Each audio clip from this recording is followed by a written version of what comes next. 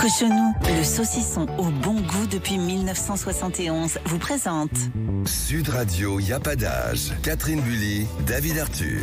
Bonjour à tous, bienvenue dans Y a pas d'âge, votre rendez-vous feel good comme tous les dimanches jusqu'à 13h avec plein de nouvelles rubriques, des conseils, des astuces pour vous faciliter la vie. Et aujourd'hui, Catherine... Aujourd'hui, David, Y a pas d'âge pour oser en parler de toutes ces erreurs. Vous saviez, vous, que Pôle emploi fait des erreurs en calculant l'indemnité chômage à laquelle vous avez droit ? Ah oui, je le savais. Oui. Ah bien, on vous dit tout pour gagner jusqu'à 3 fois plus chaque mois. Il n'y a pas d'âge pour être en forme. Vous pouvez booster votre santé et votre bien-être grâce à la réflexologie. Il n'y a pas d'âge pour s'entraider. En ce mois d'octobre rose, on pense à tous ceux qui atteints du cancer ont des difficultés financières. Nous donnerons à cette occasion la parole à une très belle association, Solid Air, qui leur vient en aide. Il n'y a pas d'âge pour s'informer. Attention aux accidents liés à la prise de médicaments. Il y en a 1 sur 2 et avec la rédaction de Notre Temps, on vous donne tous les conseils pour mieux suivre son traitement. Il n'y a pas d'âge pour s'évader. Si vous avez un petit peu de temps libre, on vous propose un très beau voyage, le Japon. Il n'y a pas d'âge pour pousser un coup de gueule contre le gouvernement français qui ne fait rien, mais alors absolument rien, pour arrêter cette guerre du silence qui se passe au Haut-Karabakh et dont les premières victimes sont les personnes âgées et les enfants. Et un petit coup de cœur ludique, le coup de cœur de la semaine, David. Et l'invité qui ne fait pas son âge sera avec nous cette semaine. Il s'agit de l'iconoclaste et mordant Christophe Alévèque. Sud Radio, y a pas d'âge. Il n'y a pas d'âge pour oser parler des erreurs que Pôle emploi fait en calculant l'indemnité chômage à laquelle vous avez le droit. Et si vous pouviez gagner jusqu'à 3 fois plus chaque mois? Pour en parler et vous donner toutes les astuces, nous recevons aujourd'hui Yann Godin, ancien conseiller à Pôle emploi qui, après avoir décelé des erreurs dans les systèmes de calcul, a été licencié. Aujourd'hui, lanceur d'alerte, il vient en aide aux demandeurs d'emploi afin qu'ils perçoivent l'indemnité à laquelle ils ont le droit. Bonjour Yann Godin. Bonjour tout le monde. Bonjour. Alors Yann, quelles sont les erreurs les plus fréquentes faites par Pôle emploi dans un dossier d'indemnisation ? Alors l'erreur la plus récurrente et la plus douloureuse pour des allocataires qui tentent de survivre au mieux le temps de retrouver un emploi, c'est évidemment le montant des allocations chômage. Alors attention, l'erreur ne vient pas forcément d'un conseiller Pôle emploi. Il y a aussi le système informatique de Pôle emploi qui peut être défaillant sur certains points. Il y a des erreurs d'employeurs aussi sur les attestations employeurs notamment. Ça peut être aussi des erreurs du prestataire de Pôle emploi, puisque Pôle emploi passe par des prestataires privés de saisie informatique, d'ailleurs qui se sont fait voler récemment des données personnelles de chômeurs. Et puis ça peut être aussi une erreur de l'allocataire qui ne renvoie pas les documents qui lui sont demandés par Pôle emploi ou qui n'avait pas transmis une attestation par exemple. Donc c'est pas forcément une erreur d'un conseiller, puis quand c'est une erreur d'un conseiller, c'est pas forcément que le conseiller est bête ou est méchant, ni les deux. Ça peut arriver, mais c'est pas l'hypothèse la plus probable. Il y a plein d'autres explications au fait qu'il y ait effectivement des erreurs de traitement dans les dossiers. Alors, est-ce qu'on a les moyens de sécuriser son dossier aujourd'hui, Yann? Est-ce qu'il y a des questions qu'il faut poser? Est-ce qu'il y a un moyen d'éviter de se faire avoir quelque part? Alors, pour ça, vous avez notamment des simulateurs de Pôle emploi qui permettent de calculer ces droits aux allocations chômage. Donc, c'est en ligne sur le site de Pôle emploi. Pour un trop perçu, par exemple, quand on reçoit un courrier de Pôle emploi qui nous réclame de l'argent qu'on aurait trop perçu, il faut toujours demander une explication précise par écrit. Il faut toujours comprendre le trop perçu, parce qu'il arrive fréquemment que des trop perçus, en fait, ne sont pas fondés et proviennent là aussi d'une erreur. Voilà, parce que on en a parlé ensemble en préalable. Il y a des erreurs dans le système. Enfin, il y a eu des erreurs. Vous les avez pointées du doigt pendant quand même quelques années. En cas d'erreur avérée, quelle est la démarche qu'on doit avoir vis-à-vis de Pôle emploi ? Alors la première chose, c'est d'identifier l'erreur, c'est-à-dire de bien comprendre et puis d'être sûr aussi qu'il y a une erreur. Alors pour ça, on peut évidemment envoyer un mail à son conseiller pour lui demander des explications. Alors toujours demander des écrits, parce que le téléphone ou passer en agence, ça ne laisse pas de traces, c'est de l'oral et du coup après vous n'avez pas de preuve si la réponse qu'on vous a apportée n'était pas la bonne. Donc toujours demander un écrit à son conseiller. Si le conseiller répond pas dans les temps, normalement il doit répondre dans les 2 jours. S'il répond pas dans les temps, vous pouvez déposer une réclamation à partir de votre espace personnel. Et puis si la réponse vous semble toujours douteuse, alors en fait il faut y aller par graduation. Donc ensuite vous pouvez écrire à la direction de votre agence. Et puis, vous pouvez aussi saisir la médiation régionale, ou alors, dans certains cas précis, une commission qu'on appelle l'instance paritaire régionale, qui va être chargé d'étudier votre dossier et puis de trancher, de faire une préconisation de traitement de votre dossier, de réparation de votre dossier le cas échéant. Et puis même en cas d'erreur de l'allocataire, puisque voilà, on peut faire des erreurs aussi, et dans ce cas-là, il peut y avoir des décisions favorables pour l'allocataire, ce qu'on appelle le pouvoir discrétionnaire, on va dire, de la médiation, qui peut déroger dans certains cas. Attention, c'est quand même assez rare, mais qui peut déroger à la réglementation. En tout cas, il faut passer par quelqu'un qualifié, c'est-à-dire que quelqu'un, David et moi, on peut se rendre compte d'une erreur ou pas, ou il faut passer par quelqu'un de qualifié. On ne va pas se raconter l'histoire. C'est quand même difficile d'identifier clairement une erreur de Pôle emploi. Alors il y a une double difficulté en fait. C'est d'abord de bien comprendre l'erreur, d'en être sûr, et ça suppose d'aller à la source des règles du jeu. C'est-à-dire dans les textes, en fait, sous Légifrance, dans le décret d'assurance chômage, par exemple. Alors évidemment, c'est très technique et puis c'est très subtil, donc c'est pas forcément très simple pour tout le monde d'y arriver. Et puis alors surtout aussi, il faut éviter de se faire rouler par Pôle emploi, puisque moi je constate au quotidien que Pôle emploi est capable de mentir, faut dire des choses comme ça, de mentir pour ne pas reconnaître son erreur. Et le médiateur national d'ailleurs l'avait pointé dans un de ses rapports annuels en disant que Pôle emploi avait toujours beaucoup de mal à reconnaître ses erreurs. Si on s'aperçoit d'une erreur quelques mois après le début de l'indemnisation ou quelques années après, est-ce qu'il y a une rétroaction possible ? Alors, il n'y a pas de délai de prescription tant qu'on n'a pas découvert l'erreur. La prescription ne court qu'à compter du jour où on découvre que Pôle emploi a mal fait son travail et a causé un préjudice. Donc, on peut remonter des années en arrière. Pour remonter des années en arrière, c'est que dans son espace personnel, on n'aura pas les courriers plus vieux que 3 ans, par exemple. Donc, ça suppose de demander à Pôle emploi l'extraction intégrale de son dossier. C'est un droit puisque les usagers de Pôle emploi ont un droit d'accès à leur dossier. Ils peuvent aller consulter leur dossier en agence si c'est voir quelques pages. Et puis sinon, s'il faut plein d'éléments, eh bien, Pôle emploi doit remettre à l'usager la totalité de son dossier sous un format numérique, évidemment. Eh bien, écoutez, merci beaucoup Yann Godin. Très intéressant. Merci vraiment pour cet éclairage qui va sûrement permettre à certaines personnes de pouvoir gagner plus d'argent chaque mois le temps de leur indemnisation. Je rappelle, Yann Godin, que vous aidez les gens à faire valoir leurs droits vis-à-vis de Pôle emploi et donc à percevoir une indemnité chômage plus élevée. Toutes vos coordonnées, enfin toutes les coordonnées de Diane seront sur la page YouTube de l'émission. Voilà, donc en espérant... Oui, il ne faut pas manquer de s'informer parce que ça vaut quand même la peine. Ça vaut la peine. Merci beaucoup Yann. Merci Yann. Merci à vous. Et nous sommes ensemble jusqu'à 13h et dans un instant, il n'y a pas d'âge pour être en forme. On vous aide à booster votre santé et à vivre mieux dans votre peau grâce à la réflexologie.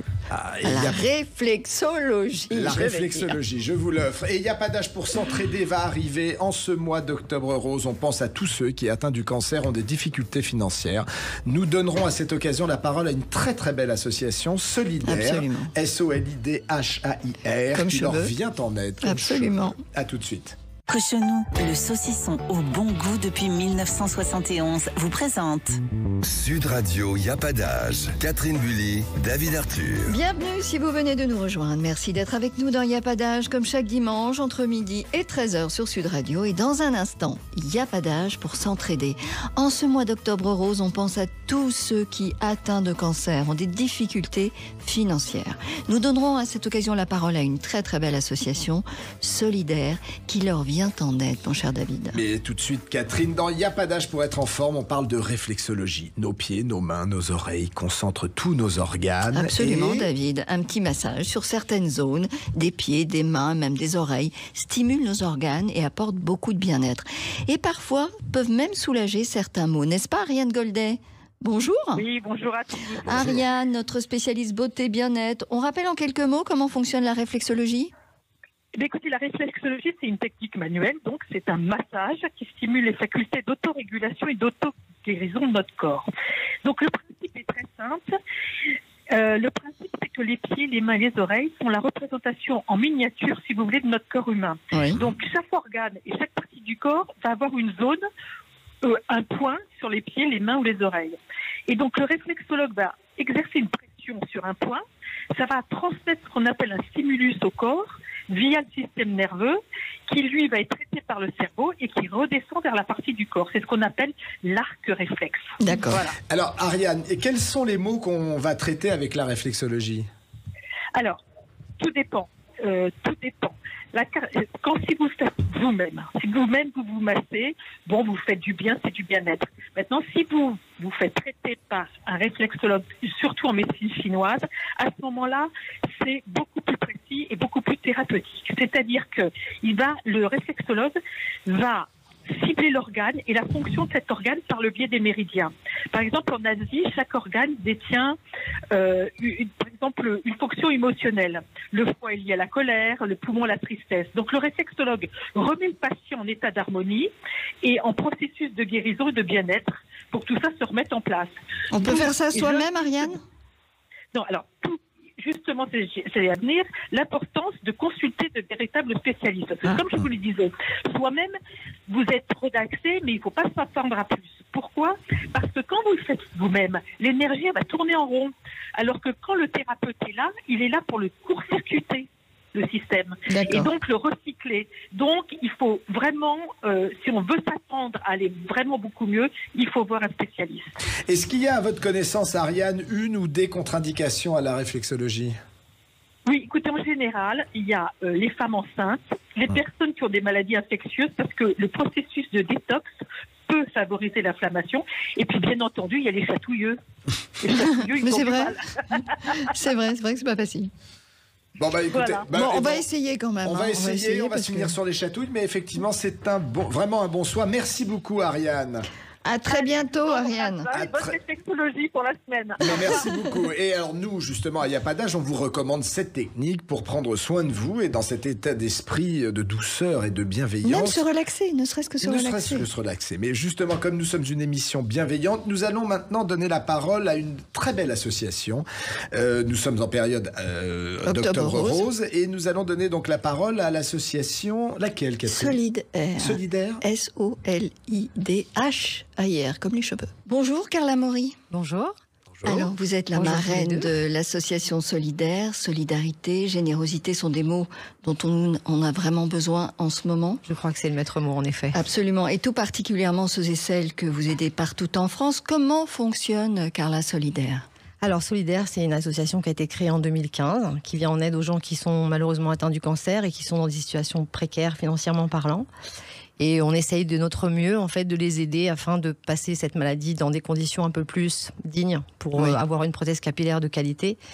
Et notamment, parfois aussi, des remboursements de produits paramédicaux qui ne sont pas du tout pris en charge par la sécurité sociale.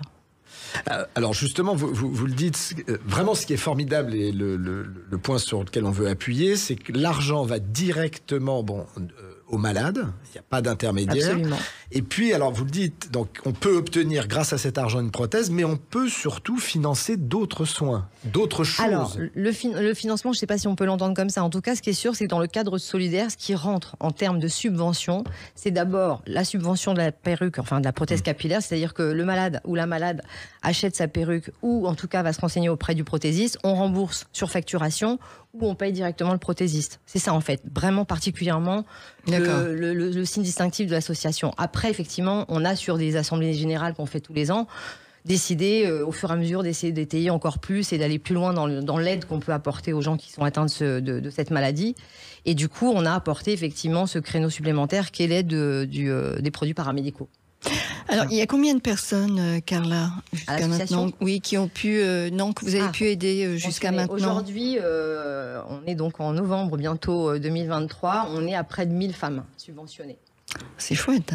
Et comment peuvent vous aider tous ceux qui nous écoutent, là, par exemple, ceux qui aimeraient contribuer à cette aide ? Alors, il y a plusieurs ventilations pour pouvoir soutenir l'association. C'est d'abord, effectivement, notre premier créneau qui était le don de cheveux, puisqu'après, on les revend à des perruquiers, puisque c'est leur matière première de travail. Bien sûr. Et du coup, par le biais de ces cheveux qui nous sont gentiment donnés, on les revend et on génère de la trésorerie qu'on redistribue à nos malades. Et puis, effectivement, en plus de ça, on peut avoir du mécénat ou du don de gens particuliers, et en échange de quoi on donne des CERFA, puisqu'on est sous la loi de 1901 avec un intérêt, intérêt public. Alors, 30 cm, il faut, je le précise, parce que c'est très important. Tout le monde n'a pas forcément 30 cm c'est-à-dire qu'aujourd'hui, c'est pas nous qui sommes exigeants en fait avec ces 30 cm, c'est les perruquiers qu'on a en face de nous qui sont très très exigeants, puisque c'est leur matière première avec laquelle ils travaillent et qui revendent ça, peu importe le prix, on s'en fiche, c'est pas le problème, ça nous concerne même plus après. Ce qui est important en fait, c'est que c'est eux qui sont en face de nous et qui nous demandent en fait ces matières. Et donc oui, 30 cm parce que ça paraît toujours un peu peut-être incroyable, mais avec 30 cm, on ne fait pas non plus des perruques qui vont jusqu'en bas du dos. Non, mais c'est sûr. Ouais. Et puis, avec une queue de cheval, on ne fait pas une perruque. Il en faut entre 2, 3, peut-être plus, parce que je ne suis pas dans ce mode de fabrication, mais parce qu'on a quand même beaucoup discuté avec eux et on sait un petit peu comment ça se passe. En effet, il faut quand même plusieurs quantités de cheveux pour faire une perruque, donc 30 cm. Pas du tout transformés chimiquement, parce que ça, c'est vraiment fondamental. Sinon, ils ne peuvent pas retravailler les cheveux. Et puis surtout qu'il ne soit pas dégradé, que la matière soit belle, parce qu'elle est recardée en fait. On va dire cardée, pas comme de la laine, mais le cheveu est cardé. Oui. Donc il y a une perte totale en fait sur une mèche de cheveux. C'est pourquoi il en faut plusieurs. Bon, le 27 novembre prochain aura lieu le 3e gala de l'association Solidaire. Très rapidement, comment ça va se passer ? Rapidement, simplement, on a fait un événement qui va encore aujourd'hui apporter de l'eau au moulin, comme dirait l'autre. Et puis, sous couvert d'un moment sympathique, on va pouvoir générer une trésorerie supplémentaire pour 2024.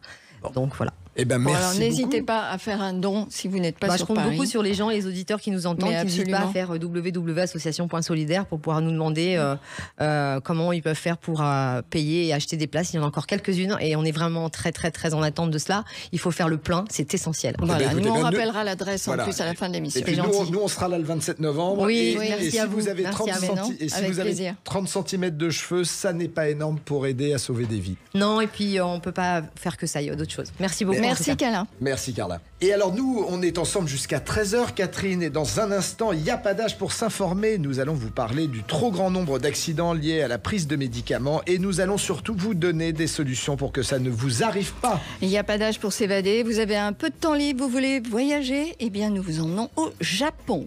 Cochonou, le saucisson au bon goût depuis 1971, vous présente Sud Radio, il n'y a pas d'âge. Catherine Bully, David Arthur. Bienvenue si vous venez de nous rejoindre et merci d'être avec nous dans Il n'y a pas d'âge, comme chaque dimanche entre midi et 13h sur Sud Radio.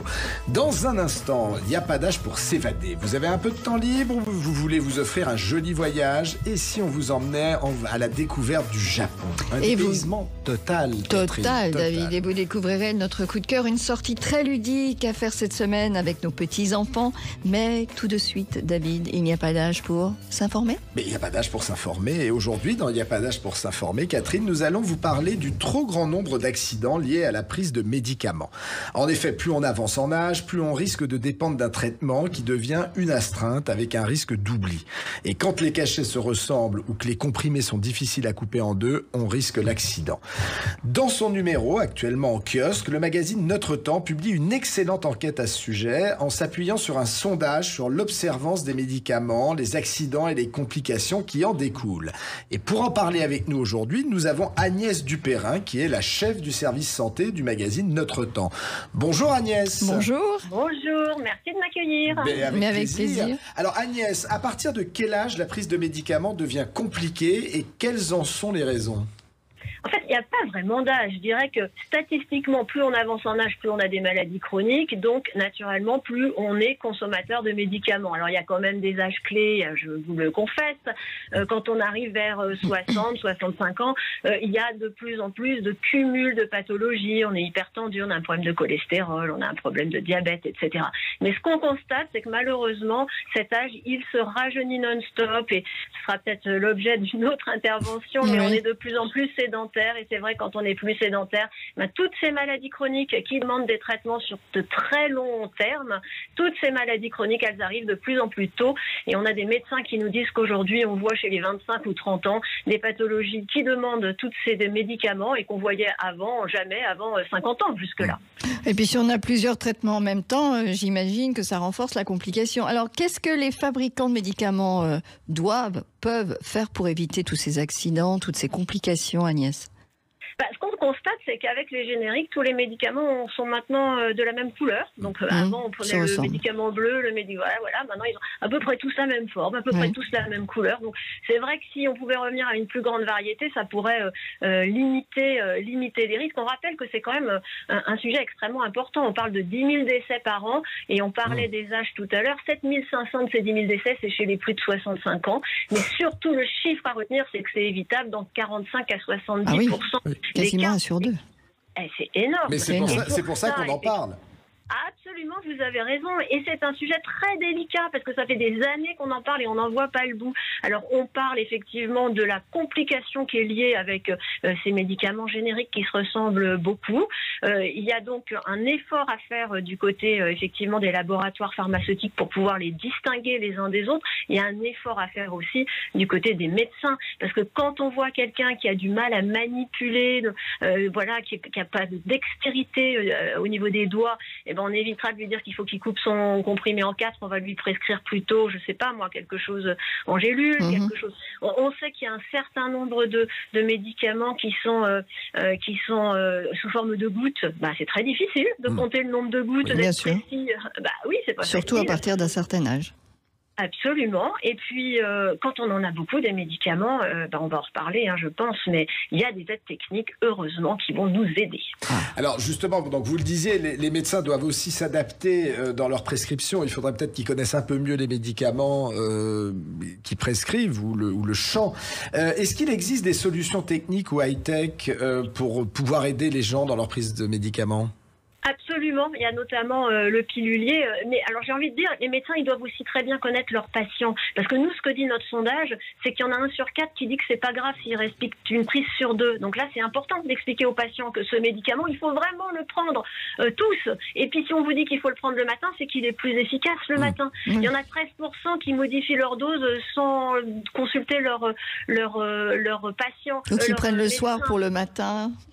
Voilà, il y en a 18% qui ne le prennent pas toujours. Il y en a 10% qui disent que non, j'en avais plus, donc ils n'ont pas anticipé le renouvellement de l'ordonnance. Il y en a 62% qui prennent leurs médicaments de confort en plus sans en parler au médecin. Et tout ça, c'est des risques de complications. Alors pour éviter ces problèmes, on parle du pilulier, parce que si quelqu'un vous prépare dans un pilulier les X cachets que vous devez prendre, là c'est le matin, là c'est le midi, vous disiez Catherine, effectivement. Là, c'est le soir. Il y a des petites cases qui nous permettent d'aller plus facilement prendre directement le bon médicament au bon moment. Et il faut savoir que ces piluliers peuvent être préparés par le pharmacien. On a d'ailleurs fait ce sondage avec Medissimo, qui est un concepteur de piluliers. Le pharmacien, il est extrêmement compétent pour ne pas se tromper. Merci beaucoup, Agnès. Merci, Dupérin. Agnès. Merci. Et si vous voulez approfondir ce sujet, plongez-vous dans le dossier santé du dernier numéro du magazine Notre Temps. Ça s'appelle Zut, j'ai oublié de prendre mes médicaments. Et oui, parfois ça peut avoir des conséquences, donc attention. Voilà. Et alors maintenant, Catherine, je crois que vous allez nous emmener en voyage. Oui, aujourd'hui, je vous emmène au Japon, mon cher David. Un voyage unique à découvrir en famille ou entre amis. Une cascade d'émotions, une richesse culturelle, des paysages époustouflants. Vous allez pouvoir déguster des tempuras et des sushis. Ça vous dit, ça ? Avec plaisir. Tiens, dans ce pays insulaire situé dans l'océan Pacifique. Bonjour Charlotte Lavigne. Bonjour Catherine. Alors Charlotte, vous êtes spécialiste du Japon pour Havas Voyage. Si je vous demande de me donner 4 mots pour définir ce que vous ressentez en pensant à chacun des voyages que vous avez fait au Japon, quels seraient-ils ? Alors, pour parler du Japon, j'aime bien utiliser dans un premier temps le mot ambivalent. On a vraiment la sensation quand on arrive au Japon qu'il y a 2 mondes qui cohabitent entre eux. Le côté très traditionnel avec le respect des traditions, les temples, les jardins, le côté très zen, très bouddhiste, shintoïste du Japon.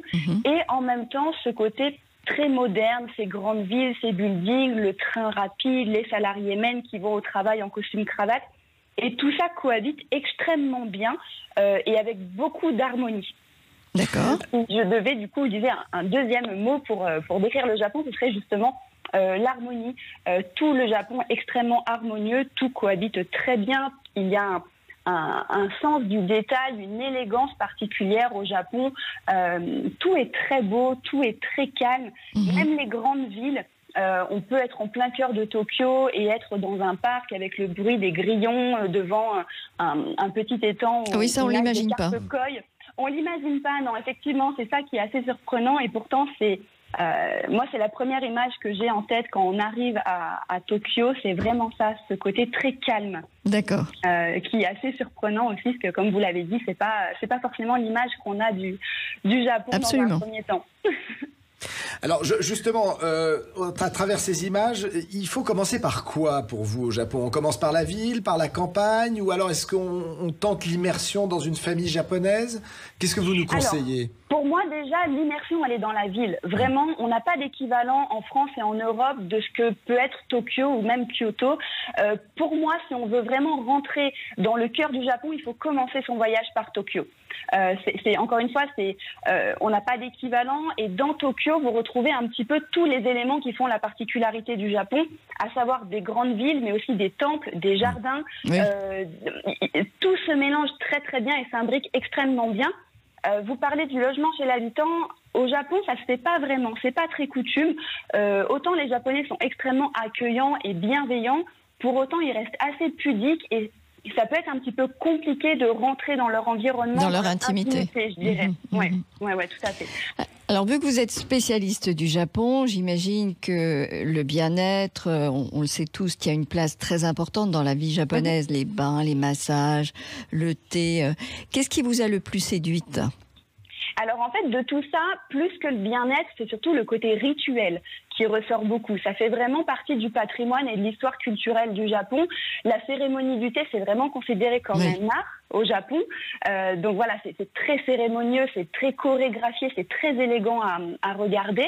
Et tout ce qui va être les sources thermales qu'on appelle les onsen, il y en a partout au Japon et vraiment la culture du bain, ça peut être un peu déstabilisant pour nos cultures occidentales, mais le bain au Japon, c'est vraiment quelque chose qui fait partie du quotidien, c'est quelque chose qui se fait en famille ou même entre amis. Donc c'est une expérience que j'invite tout le monde à faire au moins une fois pendant un voyage au Japon. Et quelles sont les périodes de l'année que vous nous conseillez, en fonction des fêtes, des événements sur place ou tout simplement du climat ? Alors, c'est vrai que très souvent, on va plébisciter le printemps parce que c'est la saison de floraison des cerisiers, donc les fameux sakura. Pour autant, les Japonais célèbrent énormément cet événement. Il y a un engouement très très fort à cette période. Moi, j'aime bien prendre un peu le contre-pied et proposer plutôt l'automne. Déjà parce que le climat est doux, on a des très très belles journées, c'est la période de l'année où il pleut le moins, et on a tous les érables qui deviennent rouge-orange, c'est très chatoyant, c'est très très beau. Et on a encore ces événements qu'on appelle des matsuri, qui sont des festivals qui ont lieu tout l'été et qui vont continuer jusqu'au début de l'automne. Merci Charlotte de nous avoir fait franchement rêver, c'était vraiment très très sympa. J'ai beaucoup aimé votre exemple. Merci et à très bientôt. À bientôt, bonne journée. Maintenant, David, un petit coup de cœur amusant, récréatif pour toute la famille. Mais en effet, Catherine, je vous invite à emmener vos petits-enfants à partir de jeudi prochain au salon Kid Expo. Alors, c'est le salon qui permet aux enfants et à leurs grands-parents de passer une journée de ouf, il n'y a pas d'autre mot. N'importe quel âge ? À n'importe quel âge. En s'amusant avec une centaine d'ateliers d'animation pour toutes les tranches d'âge, justement, et en découvrant plein de bons plans dans le domaine de l'éducation, du sport, des loisirs et des vacances pour toute la famille. Les enfants vont pouvoir, pendant Kid Expo aussi, découvrir tous les jouets et les jeux éducatifs ou high-tech qui vont faire fureur à Noël prochain. Donc, pour émerveiller vos petits-enfants pendant les vacances de la Toussaint et préparer tranquillement Noël, sans se prendre la tête, vous allez faire un tour du 26 au 29 octobre à Kid Expo qui se tient à la porte de Versailles à Paris. C'est une très bonne idée. Et à peu près, il y a 40 000 visiteurs chaque année. Formidable. Ah non, c'est génial. Donc, ça veut dire que ça fonctionne. Bon, on va les tester. Nous sommes ensemble jusqu'à 13h et dans un instant, nous vous ferons entendre le coup de gueule que nous avons poussé ce matin dans la matinale envers le gouvernement français qui ne fait rien pour arrêter cette guerre du silence qui se passe au Haut-Karabakh et dont les premières victimes sont les personnes âgées et les enfants. Et le survolté Christophe Alévèque sera avec nous. Il vous attend dans sa loge du théâtre Rive Gauche. Cochonou, le saucisson au bon goût depuis 1971, vous présente Sud Radio, y a pas d'âge. Catherine Bully, David Arthur. Bienvenue si vous venez nous rejoindre et merci d'être avec nous dans Y a pas d'âge, comme chaque dimanche, jusqu'à 13h sur Sud Radio. Avant de retrouver l'iconoclaste, le mordant Christophe Alévèque, je vous propose d'écouter le coup de gueule que Y a pas d'âge a poussé ce matin dans la matinale contre le gouvernement français qui ne fait rien pour arrêter cette guerre du silence qui se passe au Haut-Karabakh et dont les premières victimes sont les personnes âgées et les enfants. Alors, pour que nos auditeurs puissent imaginer imaginez ce qu'est le Haut-Karabakh. C'est une enclave peuplée d'Arméniens et de chrétiens qui est située entre l'Azerbaïdjan turcophone et musulman et la Turquie. Et cet endroit montagneux a fait l'objet d'une attaque éclair des forces azéries le 19 septembre dernier. Et 10 jours plus tard, 110 000 Arméniens du Haut-Karabakh ont tout quitté pour se réfugier en Arménie. Alors voilà, comment un tel exode a-t-il pu se produire aujourd'hui en 2023 ? C'est ce que nous allons tenter de savoir. Et pour ça, nous recevons aujourd'hui le diplomate Ovanes Kevorkian, qui est le représentant du Haut-Karabakh en France. Ovanes Kevorkian, bonjour. Bonjour. Bonjour. Alors, on va refaire le déroulé parce que je pense que les Français ne sont pas suffisamment au courant de ce qui s'est passé au Haut-Karabakh. Concrètement, qu'est-ce qui s'est passé du 12 décembre 2022 au 15 juin 2023 ? En quoi a consisté le blocus imposé par l'Azerbaïdjan vis-à-vis du Haut-Karabakh ? Merci beaucoup de votre aimable invitation. Le 12 décembre 2022, un groupe de azerbaïdjanais qui se prétendaient comme des militants écologistes ont bloqué l'unique route, l'unique voie qui reliait le Haut-Karabakh à l'Arménie et au monde extérieur. Le lendemain, l'Azerbaïdjan, l'État azerbaïdjanais, a coupé le gaz au Haut-Karabakh qui était alimenté depuis l'Arménie. Et un mois plus tard, le 9 juillet, le même Azerbaïdjan a interrompu l'approvisionnement en électricité, la ligne électrique qui, elle aussi, venait de la République d'Arménie vers le Haut-Karabakh. Vous pouvez imaginer les conséquences. Tout de suite, une pénurie alimentaire commence à se faire ressentir dans le pays. Ensuite, après la coupure du gaz et de l'électricité, c'est tout le système d'organisation qui est perturbé. Les écoles ferment, les jardins d'enfants ferment, les hôpitaux déprogramment leurs opérations chirurgicales parce qu'il n'y a pas d'électricité, parce qu'il n'y a pas de chauffage.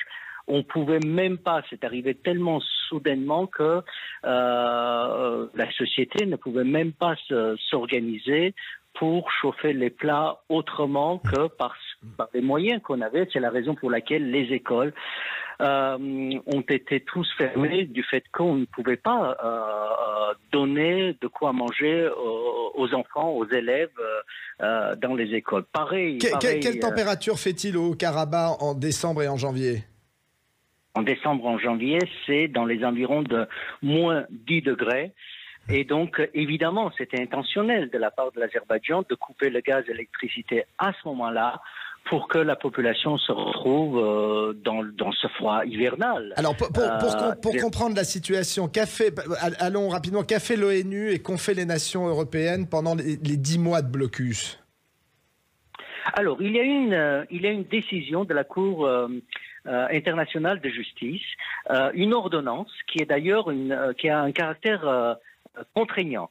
C'est-à-dire, il est obligatoire pour l'Azerbaïdjan, son application, qui a été rendue l'ordonnance le 22 février 2023, donc pratiquement 2 mois après le début du blocus.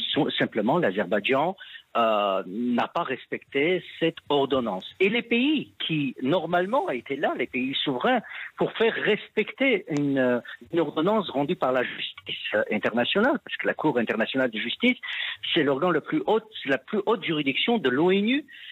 Aucun pays n'a, à part les déclarations, à part les déclarations, les regrets qui ont été exprimés, aucune action n'a été menée pour que l'Azerbaïdjan réellement débloque la situation et en quelque sorte, pardonnez-moi cette parallèle, mais en quelque sorte lève ce camp de concentration dans lequel la population arménienne s'est retrouvée à un moment donné, parce que personne ne pouvait sortir ou y entrer en toute liberté. L'Azerbaïdjan donnait ou ne donnait pas d'une manière extrêmement arbitraire des possibilités, des autorisations de sortie ou d'entrée. Ces autorisations de sortie concernaient essentiellement des personnes malades qui ne pouvaient pas prendre des soins ou recevoir les soins adaptés au Haut-Karabakh. Ils étaient transférés jusqu'au 15 janvier dans la République d'Arménie. Merci beaucoup. Jusqu'au 15 juin. 15 juin. Merci beaucoup, Hovhannes Gevorkian, d'avoir été avec nous. Merci d'avoir exposé cette situation qui est complètement catastrophique. Et puis, disons-le, là, on est dans une notion, effectivement, de volonté de grand remplacement ethnique, puisque, il faut le rappeler, les Arméniens du Haut-Karabakh sont des chrétiens et ils sont au milieu de 2 régions, effectivement, où on est plutôt islamique musulman. Nous espérons que cette chronique a été écoutée comme à son habitude ce matin par Emmanuel Macron. Alors, Monsieur le Président, pour entrer dans les livres d'histoire comme vos prédécesseurs illustres, pas les autres, il vous manque de résoudre un conflit armé à l'international, un petit conflit. Pourquoi, en vous intéressant enfin au Haut-Karabakh, ne pas montrer aux 6 millions d'Arméniens qui vivent dans le monde, dont 600 000 en France, que le pays de Voltaire et d'Hugo est encore une nation forte qui les aime? S'il vous plaît, intéressez-vous au Karabakh, Monsieur le Président, et les livres d'histoire vous ouvriront leurs pages. Bien dit. Et comme tous les dimanches sur Sud Radio, pour conclure l'émission, nous avons l'immense plaisir de recevoir notre invité aujourd'hui. Il s'agit de l'iconoclaste Christophe Alévêque qui nous régale et ne cesse de nous surprendre au théâtre Rive Gauche dans la pièce Moi et François Mitterrand, écrite par Hervé Letellier, prix Goncourt 2020 pour son roman L'Anomalie. Bonjour Christophe Alévêque. Bonjour. Bonjour. Bonjour. Alors Christophe, merci d'être avec nous.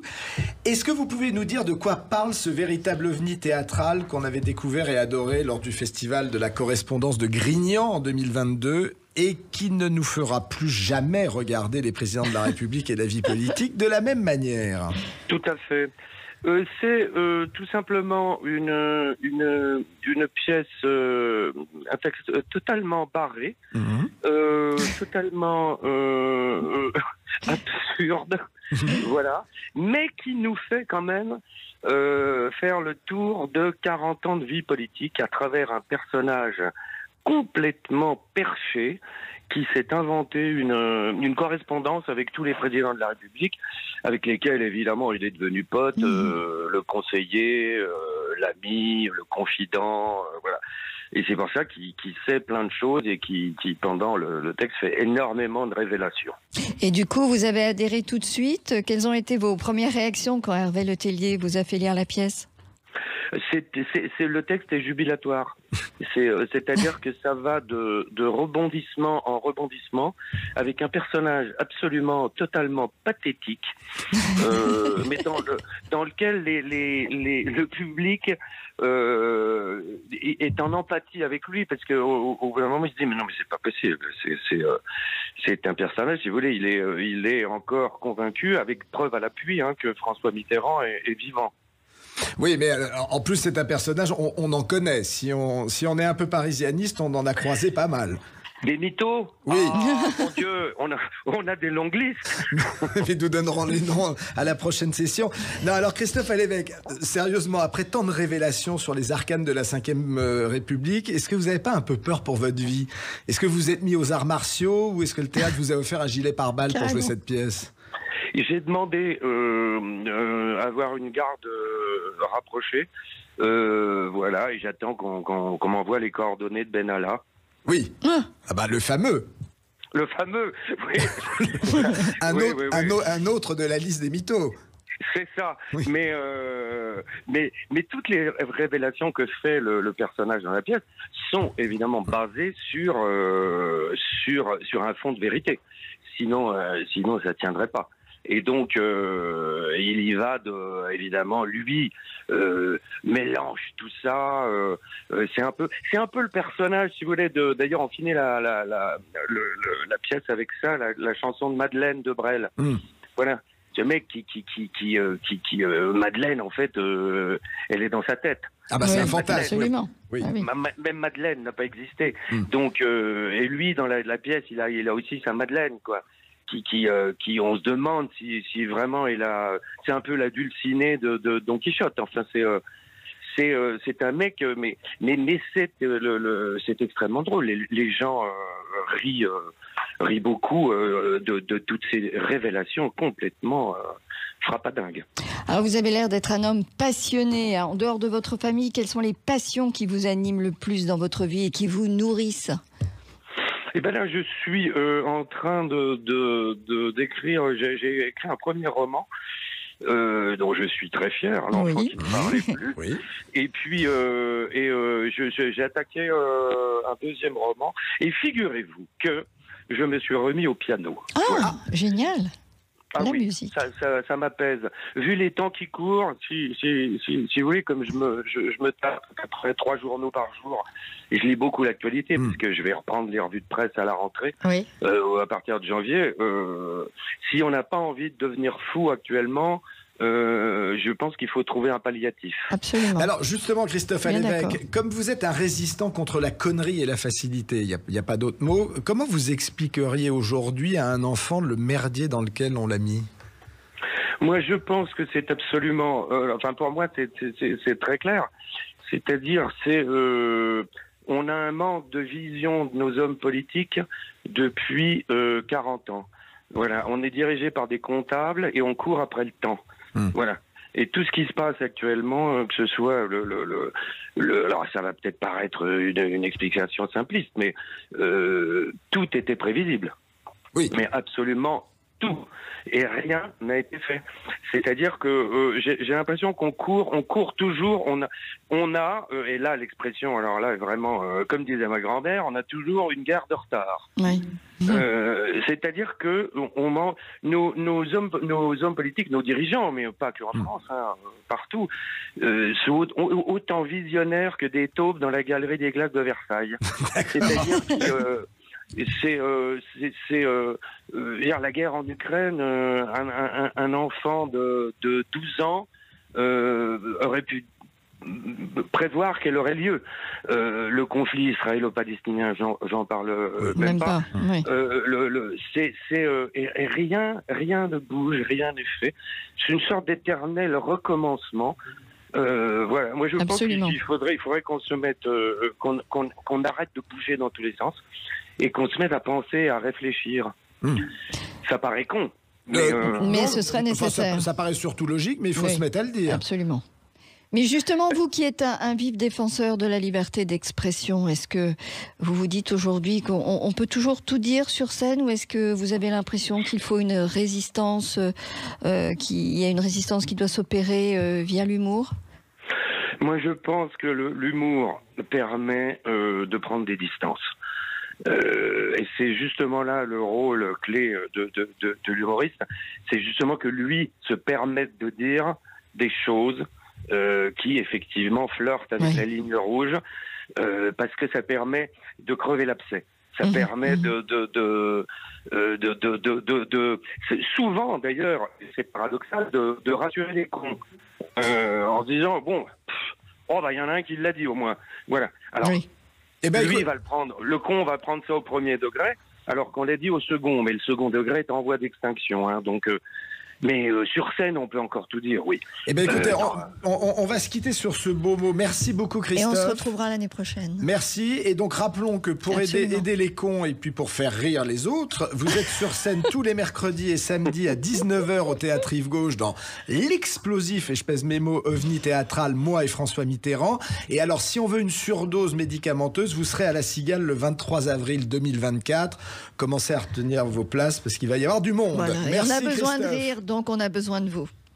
Merci à vous. Merci, à très vite, Christophe. Au revoir. Merci à vous tous de nous avoir suivis. Avec David, nous vous souhaitons de passer un bon dimanche et une bonne semaine à l'écoute de Sud Radio. À dimanche prochain. Bonne semaine à tous. Bonne semaine. Sud Radio, il n'y a pas d'âge. Avec Cochonou, le saucisson au bon goût depuis 1971. Cochonou, un petit bout de chez nous.